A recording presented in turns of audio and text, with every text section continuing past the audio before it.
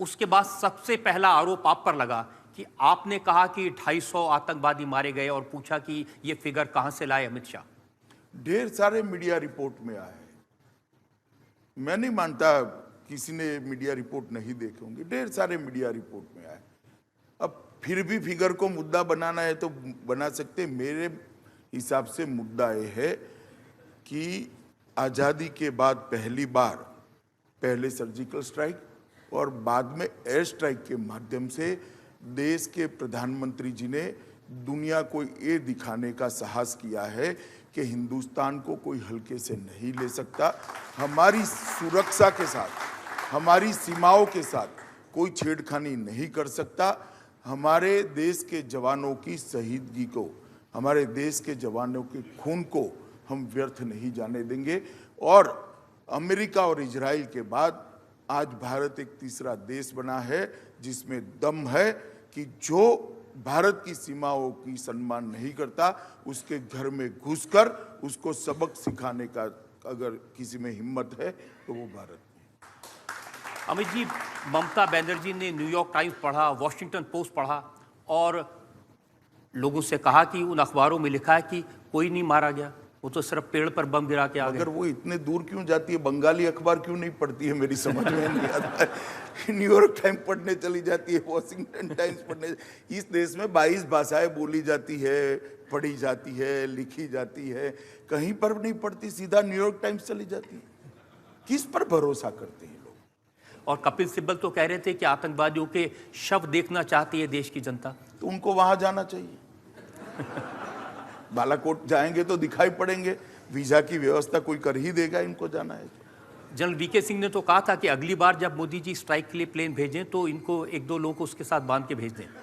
चलिए, अब जैसा सवाल होता है ऐसे जवाब आते रहते हैं। सच्ची बात तो यह है कि सारे विरोधी दलों ने सभा की, मीटिंग की और उस मीटिंग के बाद उन्होंने कहा कि भारतीय जनता पार्टी ने इस एयर स्ट्राइक को भुनाने की कोशिश की, राजनीतिक लाभ उठाने की कोशिश की। देखिए, राजनीतिक लाभ का मुद्दा नहीं है।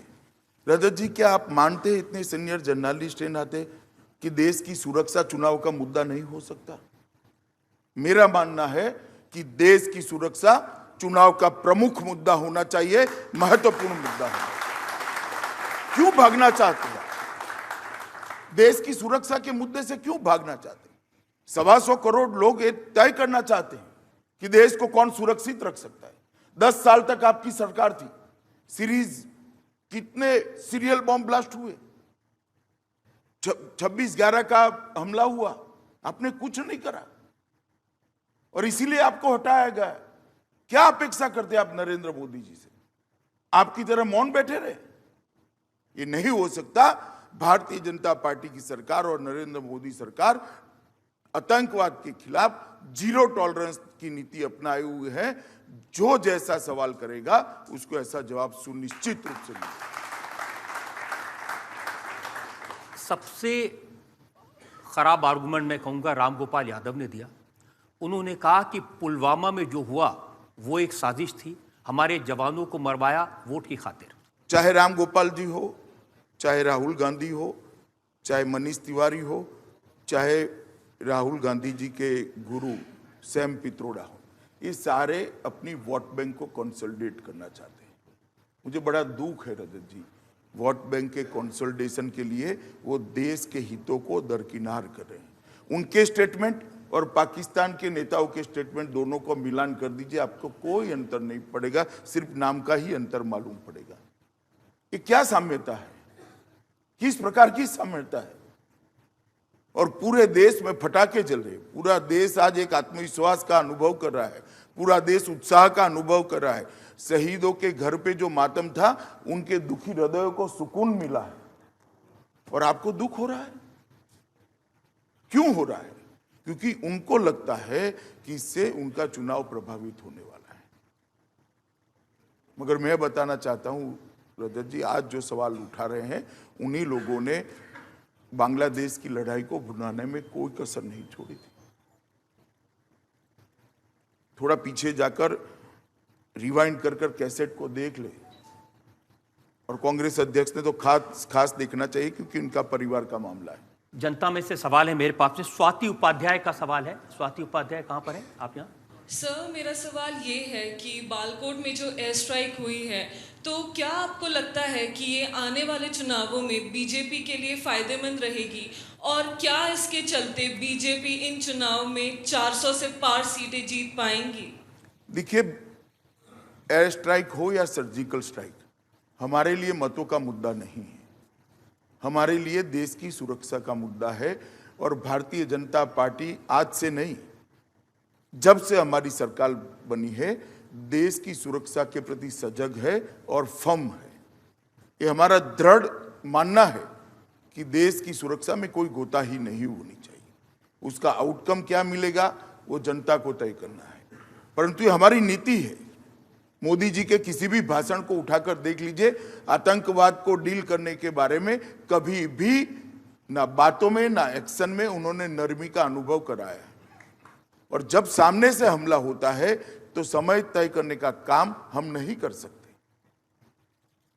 आतंकवादी जब हमला करते तभी उनको जवाब देना पड़ेगा। चुनाव है या नहीं है वो नहीं दे सकते। और मुझे बताइए, पहले सर्जिकल स्ट्राइक में भी हमने जवाब दिया। कहां चुनाव थे? कोई चुनाव नहीं थे। सर्जिकल स्ट्राइक के समय भी समय गवाए बगैर उरी की घटना होने के 15वें दिन हमने घर में घुसकर मारा। विपक्ष को आदत है हर मुद्दे को राजनीति के साथ जोड़ने की, मगर मैं मानता हूं कि चुनाव के लिए अहम मुद्दा है ही देश की सुरक्षा। चुनाव के अहम मुद्दों में होना चाहिए। देश की जनता के लिए भी है, भारतीय जनता पार्टी के लिए। विपक्ष ने एक और सवाल उठाया। प्रधानमंत्री मोदी ने इमरान खान को पाकिस्तान के नेशनल डे पर चिट्ठी लिखी। उन्होंने कहा कि एक लव लेटर तो लिखा, लेकिन उसमें आतंकवाद का जिक्र करना भूल गए, उसमें मसूद अजहर का जिक्र करना भूल गए। आतंकवाद का जिक्र एयर स्ट्राइक कर ही दिया हमने, मगर जब दो राष्ट्राध्यक्षों के बीच में राष्ट्र की स्थापना के दिन शुभकामना के संदेश का लेने और लेन देन का काम होता है, तब कटुता नहीं की जाती है। और ये मोदी जी की कूटनीतिक सफलता ही है कि इतनी बड़ी घटना होने के बाद पाकिस्तान के साथ कोई नहीं खड़ा रहा। पूरे विश्व के अंदर पाकिस्तान अलग थलग पड़ा है। आज पूरे विश्व ने स्वीकारा है कि भारत के अंदर जो आतंकवाद फैला है, भारत के अंदर जो आतंकवाद फैलाया जा रहा है, उसकी जड़ें पाकिस्तान में। कांग्रेस पार्टी इतने साल तक विश्व को स्वीकार कराने में असफल रही थी। भारतीय जनता पार्टी की नरेंद्र मोदी सरकार ने 5 ही साल में अपनी कूटनीतिक सफलता के कारण यह सिद्ध कर दिया है कि हमारे यहां आतंकवाद सरहद के उस पार से आता है और पाकिस्तान इसका जनक है। और पूरी दुनिया ने पाकिस्तान का समर्थन नहीं करना चाहिए। और मुझे आनंद है इस विषय पर। एयर स्ट्राइक करी पाकिस्तान की सीमा के अंदर, एयर स्ट्राइक करी पाक ऑक्यूपाई कश्मीर के अंदर नहीं, पाकिस्तान की सीमा के अंदर बालाकोट आते हैं, वहां पर एयर स्ट्राइक करी। फिर भी पूरी दुनिया ने भारत के स्टैंड का समर्थन किया है, भारत के कदम को आवकार दिया है, क्योंकि ये हमारे आत्मरक्षा का अधिकार है। आप आपकी सीमाओं के अंदर आतंकवादियों के ट्रेनिंग कैंप लगाओ, उनको यहां आने के लिए आपकी फौजें उनको रास्ता बना कर दे, उसके आने की व्यवस्था करें, और हम हमारे जवान और हमारे नागरिक मरते रहें। ऐसा नहीं हो सकता। ये हमारी आत्मरक्षा का अधिकार है और ये अधिकार का भारत ने प्रयोग किया, जिसको दुनिया ने स्वीकार किया। इमरान खान तो डरे हुए हैं। उन्होंने कहा कि जब तक भारत में चुनाव है तब तक अलर्ट रहना पड़ेगा, कभी भी फिर से हमला हो सकता है। भारत ने कभी भी हमला करने की पहल नहीं करी है। जब हमला वहां से होता है, गोली वहां से चलती है, हमने गोला चलाकर जवाब दिया है, ईंट का जवाब पत्थर। हमले की शुरुआत हमने कभी नहीं की थी। ये भारत का इतिहास नहीं है, ना होना चाहिए। परंतु जब आप हमला करते हो तो जवाब की तैयारी रखनी चाहिए। अमित जी, अच्छी बात है कि आपने कहा कि इसका राजनीति पर असर होगा, ये इशू होगा इलेक्शन के अंदर। आपने बड़ी बेबाकी साफ नहीं, जनता ने बनाया हुआ, और मैं मानता हूं भारतीय जनता पार्टी भी मानती है कि देश की सुरक्षा ये देश के चुनाव में अहम इश्यू होना चाहिए। तो एक और ब्रेक के लिए रुकते हैं और ब्रेक के बाद आपकी अदालत में अमित शाह पर इल्जामात और सवालात का एक और।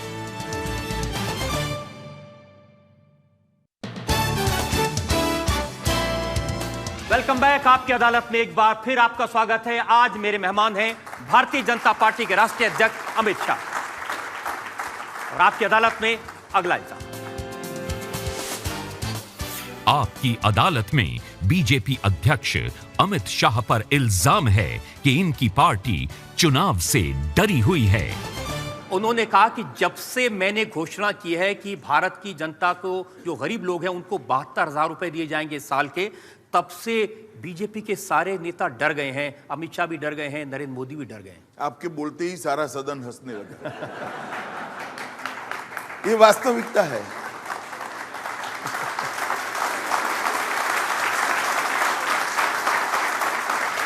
रजत जी, मैं कांग्रेस पार्टी की स्पीड को देश को समझाना चाहता हूं।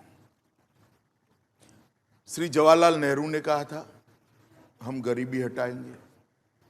श्रीमती गांधी ने नारा दिया चुनाव में, हम गरीबी हटाएंगे। राजीव जी ने भी नारा दिया गरीबी हटाएंगे। सोनिया जी ने भी नारा दिया हम गरीबी को हटाएंगे। अब राहुल जी भी नारा दे रहे हैं हम गरीबी को हटाएंगे। तो 5 पीढ़ी से वो एक काम को कर रहे, कर नहीं पाए। 2014 में जब हम सत्ता में आए, इस देश के लगभग 9 करोड़ गरीब लोगों के पास गैस नहीं था। 2.5 करोड़ गरीब लोगों के घर में बिजली नहीं थी। 10 करोड़ गरीब लोगों के पास घर नहीं था। 9 करोड़ गरीब लोगों के पास शौचालय नहीं था।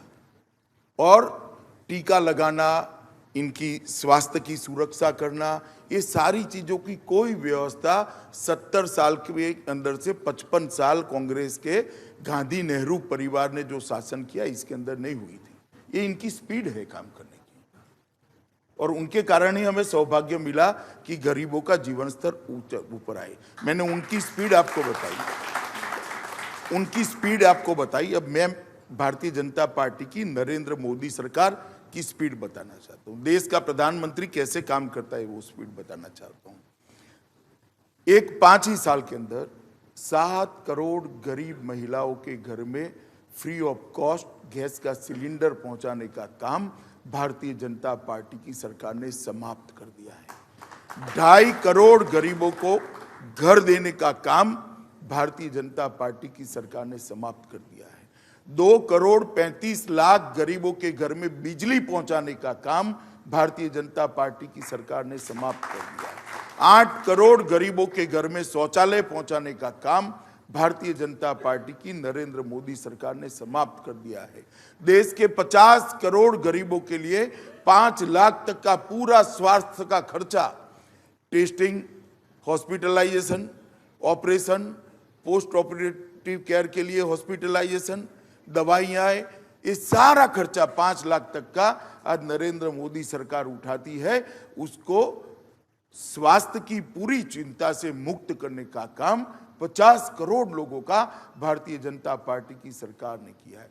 13 करोड़ किसानों के मोबाइल पर, बैंक में भी नहीं, मोबाइल पर सीधा 6,000 रुपया उसको इनपुट के लिए सपोर्ट देने का काम भारतीय जनता पार्टी की सरकार ने समाप्त कर दिया।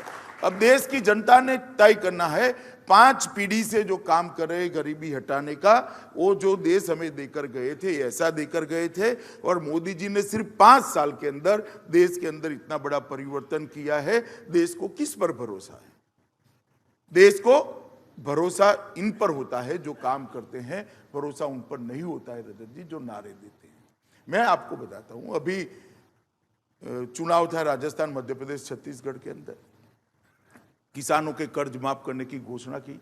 जरा आप किसी भी किसान को मध्य प्रदेश में, राजस्थान में, छत्तीसगढ़ में फोन कर देखिए क्या हालत है। शिवराज जी यहाँ बैठे हैं, मध्य प्रदेश के अंदर जहां जाते हैं किसान उनको पकड़ते हैं कि गलती हो गई हमारी। किसी भी किसान का, मतलब 10% से ज्यादा किसान का कर्ज माफ नहीं हुआ। ये स्थिति है नारों की। 10 दिन में हम कर्जा माफ कर देंगे। क्या हुआ भाई? किसान पूछ रहा है। जो योजना हमारी सरकारों ने की थी वो भी आपने बंद कर दी। और 6,000 रुपया मोदी जी जो इनपुट सपोर्ट देना चाहते हैं, कांग्रेस की सारी सरकार डेटा नहीं भेज रही है। उनको डर है कि मोदी पॉपुलर हो जाएंगे। मुझे डर नहीं है, उनको डर है। मुझे डरने का सवाल ही नहीं है। इस प्रकार के वादों पर, विशेषकर कांग्रेस के वादों पर देश की जनता कतई भरोसा नहीं करती है कि उनका ट्रैक रिकॉर्ड इतना खूबसूरत है कि किसी के भरोसा करने का सवाल ही पैदा नहीं होता। लेकिन राहुल जी को बहुत भरोसा है। उन्होंने तो एक पब्लिक मीटिंग में बड़े नाटकीय अंदाज में कहा, मोदी जी का चेहरा देखा, जब से मैं घोषणा की है चेहरा उदास हो गया, उतर गया चेहरा।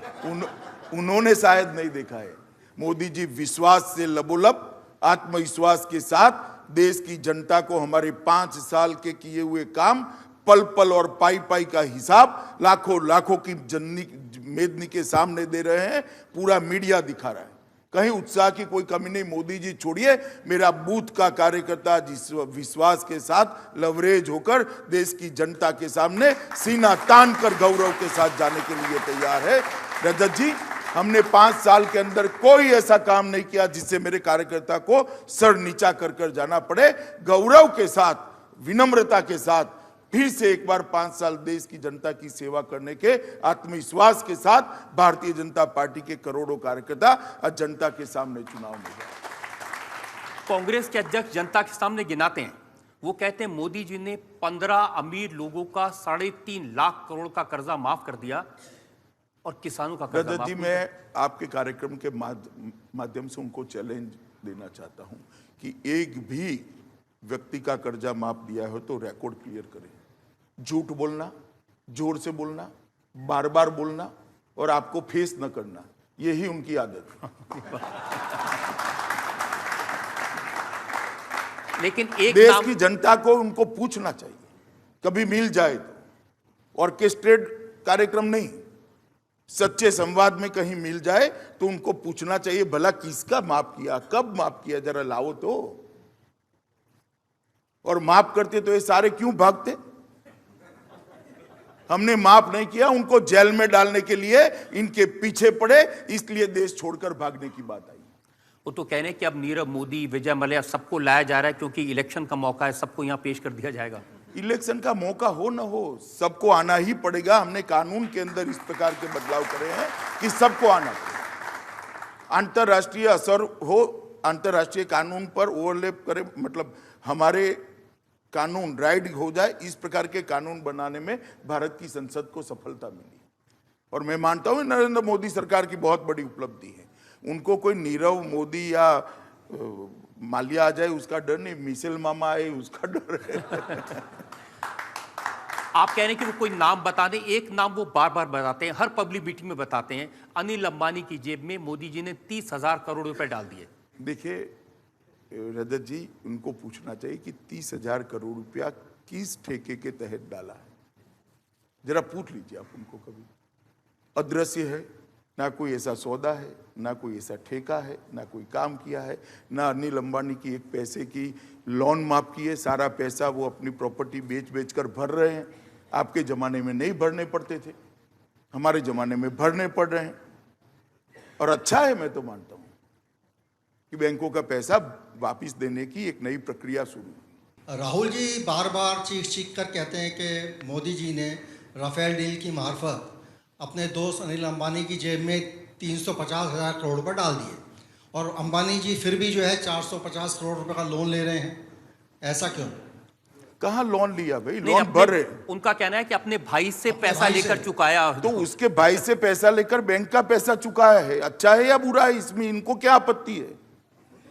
वो बार बार चिल्ला गया कर तो उसका गया, भाई का गया, आपको क्यों दुख हो रहा है? उन्होंने सवाल यह कि अगर 30,000 करोड़ रुपए होते तो 450 करोड़ तो 450 उधार नहीं लेने पड़ते ना। कोई सवाल ही नहीं है। देखिए, इन्होंने आरोप लगाया, उसका फैसला वो कर सकते हैं क्या? देश की सर्वोच्च अदालत कर सकती है। देश में कैग नाम की संस्था है जो न्यूट्रल ऑडिट करती है, वो कर सकती है।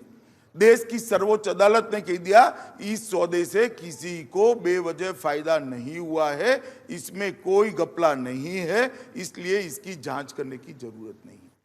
अब सर्वोच्च अदालत के फैसले को भी आप नहीं मानोगे और बोलते जाओगे और अपनी आकाशी स्वर्ग के अंदर मानोगे कि ये मुद्दा है, तो आपका मुद्दा आपको मुबारक भैया, देश की जनता के लिए मुद्दा नहीं है। इस प्रकार के आरोप उनको चिपकते हैं